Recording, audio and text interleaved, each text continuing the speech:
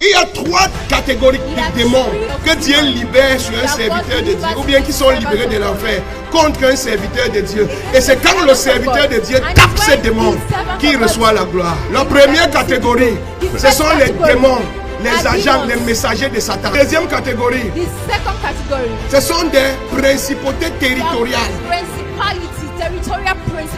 Territoriales sont des principautés territoriales. Ceux-ci, on les libère quand tu es déjà entré dans le ministère. Quand on les détache, c'est que tu es déjà dans le ministère. Tu as déjà l'onction. Et puis tout le monde commence à t'acclamer.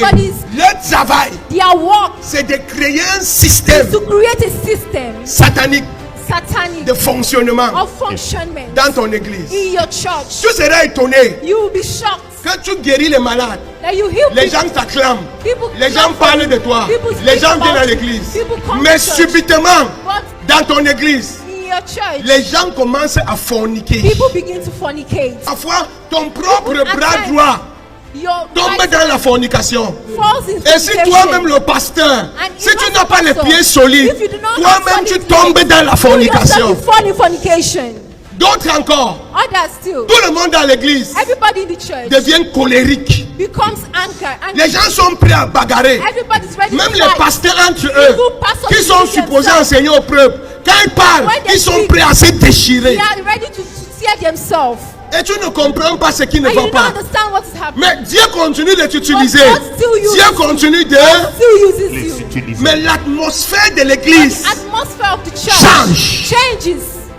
En ce moment, il faut savoir que la principauté territoriale a amené le décret qui a été établi dans le quartier. Il est en train d'imposer le décret là dans l'église. Quand les démons de territoire réussissent à imposer un système de vie dans ton église, soit de fornication, soit de péché, soit de mensonge, et quand on vit comme ça dans ton église, les démons de territoire maintenant, ils vont en enfer chercher les principautés qui passent les décrets. Et ils vont venir dans la terre des hommes. Et ils vont passer un décret dans ton église. C'est toute église qui sera ici. La fornication va renverser l'église là. Et le décret sera renforcé à cause de la vie qu'il y a dans ton église. Et tout autre pasteur qui va venir après toi, la fornication va le renverser. Et la fornication là sera forte. Parce que c'est un décret qui a été passé. À la dernière tentation de Jésus, le diable a dit que prosterne-toi et adore-moi. Tout le monde qui vient se conforme au décret. Ça, c'est le dernier niveau. La plupart des gens ont tué la foi qu'il y a dans leur cœur. Quelqu'un se lève, il ouvre sa bouche, il dit nous sommes venus accompagner les autres sur la terre. Il ouvre sa bouche, il dit moi je sais que je serai pauvre toute ma vie. Il ouvre sa bouche, il dit que je sais que moi je ne vais jamais me marier. Il ouvre sa bouche, je sais que ma maladie s'il va me tuer. Il ouvre sa bouche, il dit que je sais que dans l'entreprise si on va finir par me chasser. Il ouvre sa bouche, il dit que moi-même je sais que je ne peux plus jamais avoir d'enfant. Ce que tu dois savoir, c'est que sur la terre, la parole de l'homme représente la parole de Dieu. Ce qui sort de ta bouche devient ce qui devient ta vie. Ta vie ne va jamais dépasser tes paroles. C'est pour cela que l'enfant comme béni devient toujours grand. Ce n'est pas que celui qui est né avec la bénédiction. C'est la bouche qui fait de lui ce qu'il devient. Et des gens ont pris leur bouche, ils ont maudit leur vie. Ils ont pris leur bouche, ils ont maudit leurs enfants. Et aujourd'hui pleure. Ta bouche est le prophète de ta vie. Le problème de l'église aujourd'hui, c'est qu'il y a trop de bébés qui tiennent le micro et qui ont les pages Facebook. Et chacun raconte n'importe quoi, n'importe comment, sans lui-même comprendre ce qu'il est en train de dire. Et ces gens de personnes qui n'ont pas atteint la maturité ou qui ne sont pas en cours de maturité spirituelle, Dieu ne peut jamais déposer sa bénédiction sur ces gens de personnes. Et aujourd'hui, les chrétiens ne savent même pas ce que c'est que la maturité spirituelle. Plusieurs chrétiens, ils savent qu'il est mature quand il peut faire tomber les gens à l'église, quand il a une grande église, quand il peut guérir les malades, il sait qu'il est fort spirituellement. Tu es un bébé.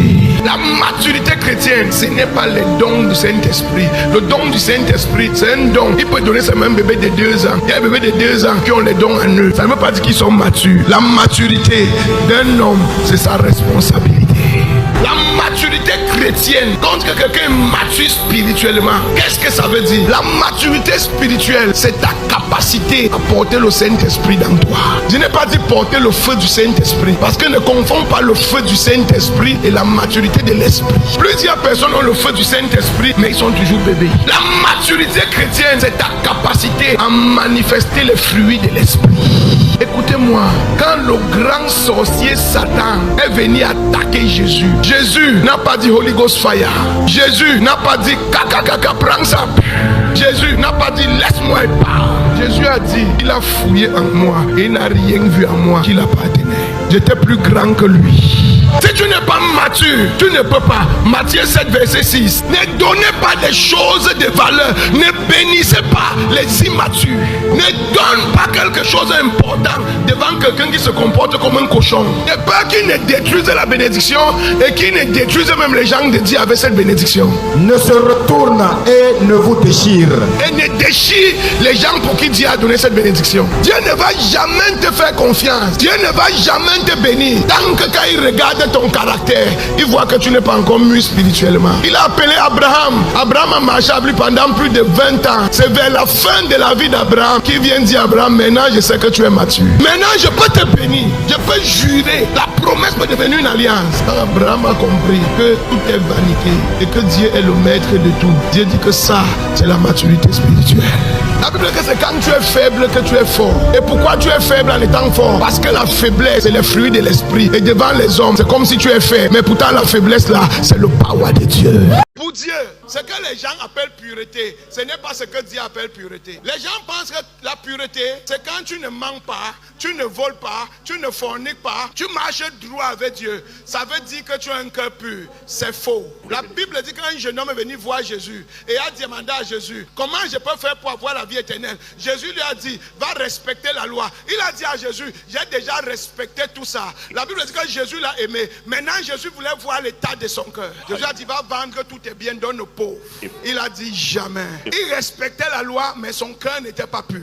Et plusieurs chrétiens sont comme lui. Ils ne mentent pas, ils ne volent pas. J'aime ça. C'est une vie propre, c'est une vie saine. Mais il y a une pureté au-delà de ça. Ce que Dieu appelle la pureté, mon frère, c'est ta capacité à te soumettre à la parole de Dieu. Même si tu forniques, c'est pas bien. Mais même si ça arrive, ce que Dieu appelle la pureté, c'est ta capacité à voir la parole de Dieu dire la fornication, c'est un crime, c'est un péché. Et tu dis, oh Dieu, aide-moi. Je veux plus forniquer. Je veux être comme ta parole. Dieu appelle ça un cœur pur. Dieu n'a pas besoin que tu sois parfait. C'est pour ça qu'il dit que quand tu crois, viens comme tu es. Ne cherche pas à être parfait. Tout ce que tu dois chercher à faire, comme tu es, cherche à ressembler à ma parole.